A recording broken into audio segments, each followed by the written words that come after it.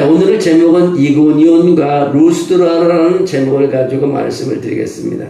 사도행전 14장은 바울과 바나바가 유대인들에게 비시디아 안디옥에 쫓겨나게 되어 도착하게 된 갈라디아 남부즉 이고니온과 루스드라 더베에 있었던 일에 대해서 기록하고 있으며, 오늘은 이고니온과 루스드라에서 겪은 일을 그리고 있습니다. 1차 바울의 전도여행의 가장 어려웠던 지역이 뭐냐면 밤벨리아 지방 보가에서 비시디아 안디옥으로 넘어가는 산입니다. 그 산맥을 이번은 부흥 강서도 말했지만요, 토로스 산맥이라는 데입니다. 이 토로스 산맥이 어떤 곳이냐면요, 토로스 산맥 길이가 한 800km 정도 된다고 합니다. 근데 해발 3000m에서 4000m까지 오가는 그런 험산 줄령인데요, 이거를 넘어갈 수 없어. 다 포기하는 거예요. 그래서 마가 요한이 결국 여기서 따라가지 못하고 중간에서 포기하고 돌아왔던 것을 우리 성경에서 가르쳐주고 있습니다. 그러니까 정말 하나님이 함께하지 않으면 이 산을 넘어갈 수 없는 거예요. 산을 넘어가서 비시디아 안디옥에 가서 회당에 가서 또 복음을 전하고 교회를 세우고 또 거기서부터 지역에서 복음을 도는 것을 보게 됩니다. 그래서 오늘은 또 비시디아 안디옥에서 복음을 전하다 결국 이고니온과 루스드라로 향하는 그런 바울의 모습을 보게 됩니다. 오늘 보면 이고니온과 루스드라의 겪은 일을 그리고 있는데요, 이고니온은 비시디아 안디옥에서 남쪽으로 145km 떨어진 도시입니다. 이 도시는 서로 가까운 도시가 아니었습니다. 길도 평지도 아니었고 오가는 길이 쉽지 않은 길이었습니다. 옛날에는 더 말할 것도 없죠. 오늘 차를 가지고 가도 힘든데 차도 없고 그냥 걸어서 가는 길이니까. 그럼에도 불구하고 두 사도 누굽니까? 바울과 바나바가 이고니온으로 가기로 결정된 것은 그나마 이고니온이 비시디아 안디옥에서 가장 가까운 성읍이었기 때문입니다. 항상 복음이라는 것을 그 자리에 안주하지 못하게 합니다. 그 비시디아 안디옥에서 복음을 할 때 바울과 바나바를 싫어하는 사람이 많고 이제 비판하게 되니까 그 도시를 떠나게 됩니다. 그래서 계속해서 복음을 이방인 지역으로 계속해서 흘러 들어가는 것을 보게 됩니다. 오늘 보면 두 사도가 이고니온으로 가기로 결정된 것은 그나마 이고니온이 비시디아 안디옥에 가까운 성읍이기 때문이라고 말하지만, 우리가 오늘날로 보면 그렇게 가까운 거리는 아닙니다. 오늘 본문 말씀에 보면 그렇습니다. 1절에 보면 비시디아 안디옥에서 가장 가까운 성읍이었던 이고니온은 시리아와 에베소의 동서부 도로로 통과하는 중요한 고착지입니다. 교통의 요충지였던 이곳은 자연스럽게 군사적으로도 중요한 장소입니다. 로마 제국의 클라디우스 황제가 클라디우 코니움이라는 클라디우 황제의 이고니온이라고 부를 정도로 중요한 도시입니다. 따라서 이고니온에는 로마 황제와 그의 군대의 위용을 담은 웅장한 건축물들이 도시에 가득했습니다. 바울과 바나바는 황제의 위용이 남긴 웅장한 건축물을 지나 회당으로 들어갑니다. 이 두 사도는 전도여행의 통성적인 갈래로 먼저 회당을 찾아 복음을 전했습니다. 그것은 유대인들에게 먼저 복음을 전하기 위해서 했습니다. 그들이 전하는 메시지가 어떤 내용을 담고 있는지 구체적으로 기록하지 않았지만 그 메시지를 들은 사람들 가운데는 많은 유대인들과 헬라인들이 믿음을 갖게 되었다고, 또 성경을 증거하게 되었다고 말하고 있습니다. 많은 사람들이 믿음을 갖게 되었음에도 불구하고 일부 믿지 않는 유대인들은 핍박을 가하게 되었습니다. 믿지 않는 유대인들은 이방인들의 마음을 선동하여 믿음을 갖게 된 사람들에게 좋지 않은 감정을 갖게 했습니다. 그러나 그런 핍박도 바나바와 바울의 그 사역을 막을 수가 없습니다. 아무리 핍박을 해도 바나바와 사울은 하나님의 영으로 움직이는 사람들이라 그 핍박을 무서워하지도 않습니다. 3절에 보면 두 사도가 오래 있어 주를 힘입어 담대히 말하니 그들의 손으로 표적과 기사를 행하게 하여 주사 자기 은혜의 말씀을 증거하신다. 이제 표적과 기사도 나타나요. 그들은 주를 힘입어 계속해서 복음을 담대하게 전했습니다. 그리고 주님께서는 그들의 손을 통해 이적과 기사를 행하게 하심으로 하나님이 함께한다는 걸 다 보여줬습니다. 주님이 함께하심으로 인해 그들의 말씀에는 힘이 더해졌습니다. 그러나 힘이 있는 두 사도의 메시지에도 불구하고 여전히 믿지 않는 사람의 마음은 변하지를 않았습니다. 4절 5절에 보면 그 시내의 무리가 나뉘어 유대인을 따르는 자도 있고 두 사도를 따르는 자도 있는지라. 이방인과 유대인과 그 갈릴리들이 두 사도를 모욕하며 돌로 치려고 달려든다고 말합니다. 그러나 올해 도시로 둘로 또 나뉘게 됩니다. 사도들을 따르는 사람들과 믿지 않는 사람들을, 믿지 않는 사람을 따르는 사로 나누게 되죠. 갈라지게 됩니다. 그리고 믿지 않는 사람들을 따르는 사람들은 사도들을 죽이고 돌을 들어 달려든다는 것입니다. 그래서 오늘 읽었던 본문 말씀에 보면 바울이 돌에 맞아 실신을 할 정도, 19절에 보면. 그래도 일어나서 다시 또 복음을 전하는 바울의 모습을 볼 수 있습니다. 자신들을 죽이기 위해 핍박자들이 달려들고 있다는 사실을 미리 한 바울과 바나바는 이제 도망하여 루가오니아의 두 성인 루스드라와 더베로 가게 됩니다. 이제 생명의 위협을 당하니까 또 복음은 계속 확산돼서 또 다른 도시로 이어가게 되는 것입니다. 오늘 이고니온에서 짧은 사역은 마치게 되었습니다. 이고니온의 사역 속에서 우리가 알 수 있는 것은 우리들의 사역의 끝에 환대와 핍박이 함께 있다는 사실을 알 수 있습니다. 마냥 환영만 있는 것이라 핍박이 겸하여 있다는 것입니다. 같은 말씀이 전해지지만 어떤 사람에게는 살 소망으로 나가는 복음이 되기도 하지만 또 다른 어떤 사람의 걸림돌이 되어 악감을 품게 하는 것이기도 되게 됩니다. 이것이 예수님의 사역에서도 있었던 일이었고 스데반도 함께 따라 걸었던 일이었습니다. 오늘 이 현대 크리스찬 역시 세상을 살아가면서 복음을 전하는 것뿐만 아니라 심지어 말씀대로 살아가는 삶을 위해 거절당할 수 있음을 우리는 기억해야 됩니다. 주님의 은혜를 입고 주님의 역사를 경험해서 우리 힘이신 주님을 신뢰하고 주님의 손과 발이 되어 사람들에게 나누러 가는 걸음에 외로움이 따를 수 있다는 것입니다. 항상 복음이 때로는 우리에게 기쁨을 주지만 때로는 우리를 반대하는 사람 때문에 많은 힘겨움을 겪게 된다는 것입니다. 그러니 거절과 외로움을 두려워할 필요가 없다는 것입니다. 왜냐하면 같은 처지에도 불구하고 주를 힘이어 복음을 담대히 전했던 두 사도 바나바와 사울을 기억하면요 우리도 끝까지 복음을 전할 수 있다는 희망을 주고 있습니다. 주님께서는 우리들의 손을 통하여 더욱더 놀라운 일들을 펼쳐나가십니다. 하나님께서는 우리를 무너지게 하지 않고 우리가 멈추지 않게 하시고 하나님의 일은요 계속해서 어려움 속에서도 일어나고 역사가 일어난다는 것입니다. 오늘 8절에 보니까 오늘 루스드라에서의 전도의 내용들이 나옵니다. 가까스로 도망쳐 루스드라의 이고니온에서 남쪽으로 30km 떨어진 도시로 갑니다. 여러분 당시 하루 길에서 하루 반길 정도로 떨어진 거기로 또 다른 도시로 가게 됩니다. 루스드라는 이방인들이 중심으로 거주하는 도시였기에 회당이 없었습니다. 회당이 있는 도시였다면 가장 먼저 회당을 찾아 말씀을 전해 전도했을 텐데 이곳에는 회당이 없었습니다. 그러나 이방인들 중심으로 또 다른 방법으로 복음이 펼쳐지게 됩니다. 루스드라의 근방에서 복음을 전하고 있을 때 한 사건이 벌어지게 됩니다. 오늘 8절부터는 루스드라에서 발을 쓰지 못하는 한 사람이 앉아있는데 나면서 걷지 못하게 되어 걸어본 적이 없는 자라.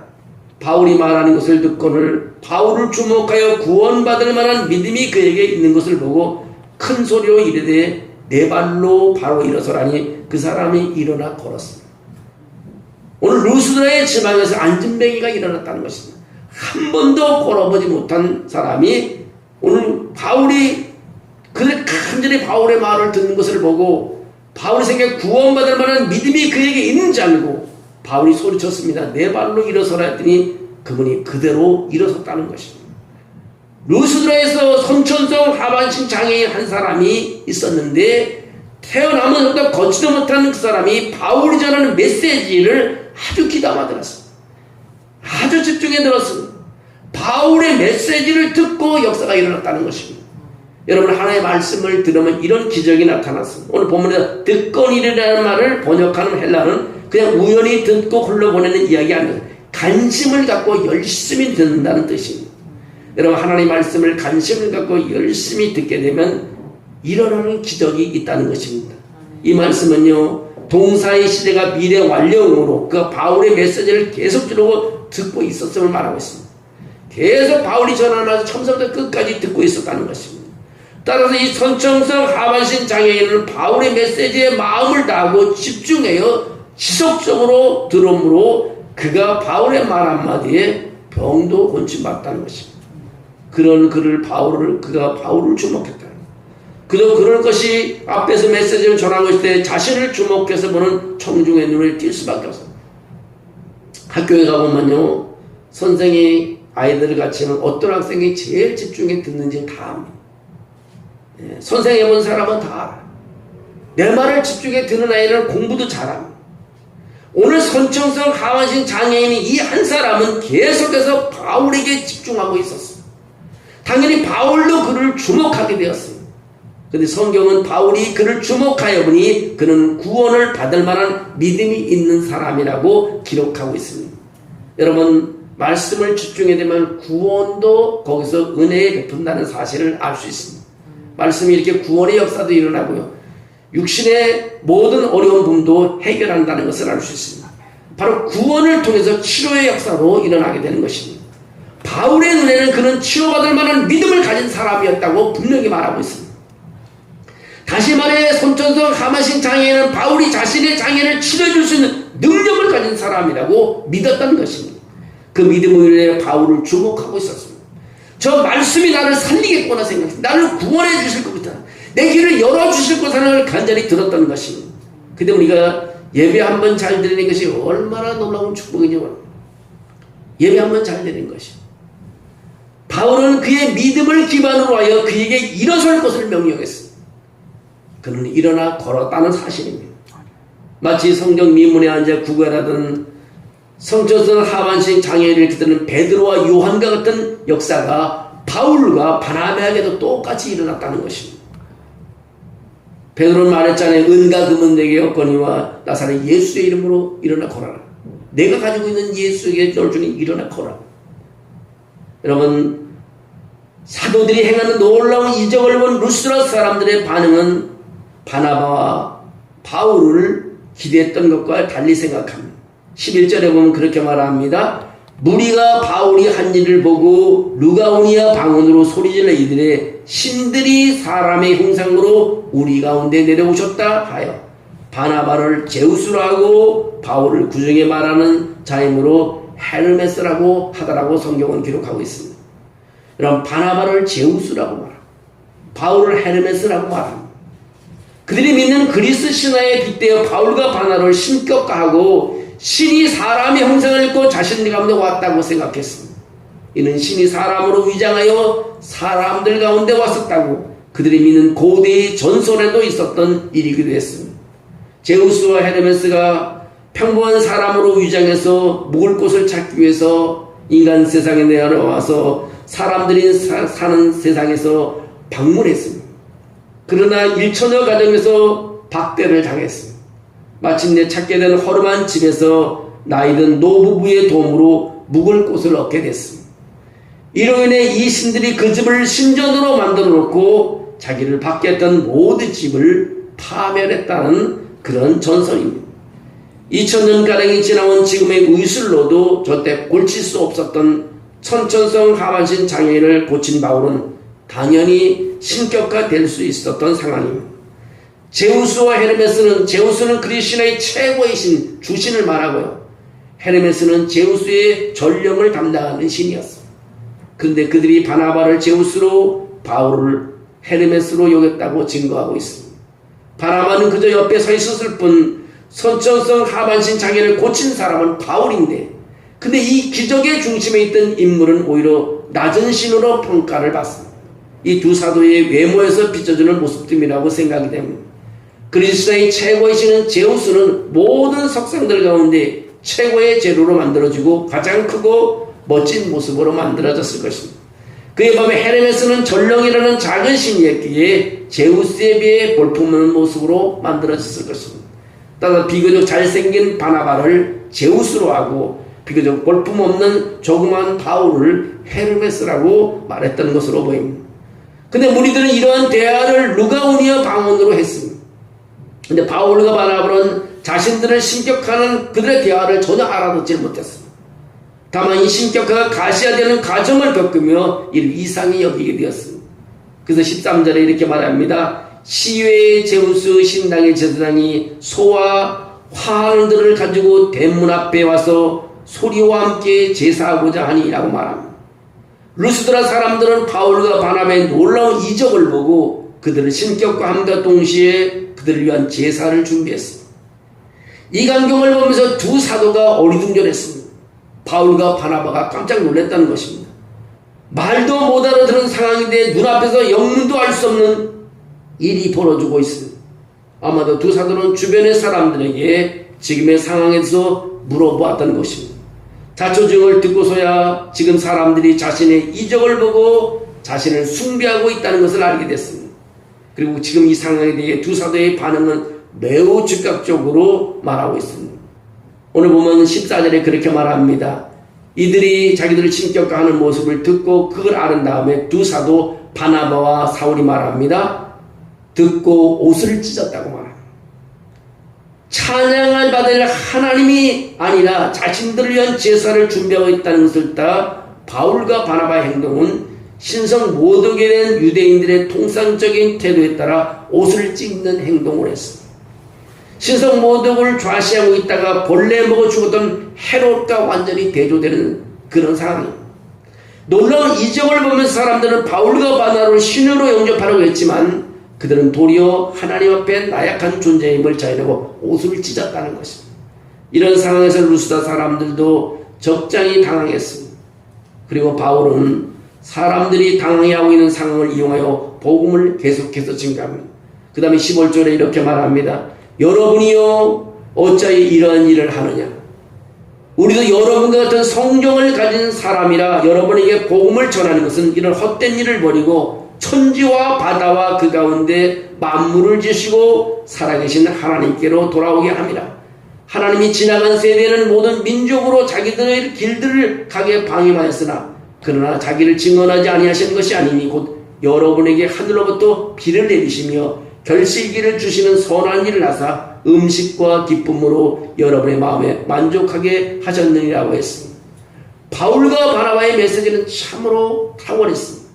자신들을 신격화하는 사람들에게 한편에 서는 자신들은 신이 아닌 사람이라는 측면에서 말하면서 다른 한편에서는 루스드라 사람들이 가지고 있던 신관의 하나님을 다시 설명을 합니다. 그리스 안에서 천지를 지배하는 신은 제우스였기 때문에 제우스 자리에 하나님을 두었다는 것입니다. 온 세상을 만드신 것도 하나님, 그 만물을 보존하신 분도 하나님이라고 말하며 그들이 믿는 신은 헛된 것이라고 메시지를 여기서 강하게 또 전하게 됩니다. 하나님 놀라운 능력을 목도했지만 믿음이 없었던 루스드라 사람들은 엉뚱한 곳에 제사를 지내려고 했던 것입니다.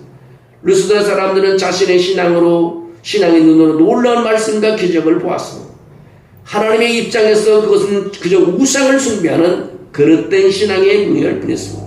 훗날 그들이 믿음이 생긴 후에 자신들의 신앙을 되돌아본다면 우상을 숭배했던 이날들을 흑역사가 될 것입니다.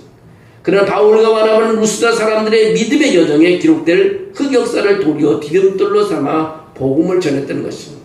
여러분, 우리 삶 속에 우리가 영광을 받으면 안 된다는 것입니다. 모든 영광을 하나님만이 생명해 주시고 우리의 구원 주시고 우주 만물을 움직이신 분인 것입니다. 내가 좀 잘 힘이 있었다고 우쭐하게 되면, 내가 영광을 받게 되면 그것은 하나님 앞에 죄 짓는 일이라는 것입니다. 오늘 바나바가 바울은 그것에서 분명했습니다. 우리 또한 복음을 전하는 과정에서 자신에게 있는 놀라운 일들을 다른 신앙으로 해석하는 사람들을 만날 수 있습니다. 그런데 다른 종교 생활에 빠져있는 그 시간이 하나님을 믿게 되는 디딤돌로 사용될 수 있다는 사실을 믿으면 복음을 나눌 때 하나님 그 믿음을 견고히 세워주신다는 것입니다. 복음을 전하는 과정은요, 거절을 받게 되기도 하고 또 생각함과 다른 방향으로 곱게 될 수도 있습니다. 그러나 이 모든 것이 하나님의 손에 닿을 때 디딤돌로 사용될 수 있음을 기억하며 복음은 나누는 일을 두려워하지 말아야 한다는 것입니다.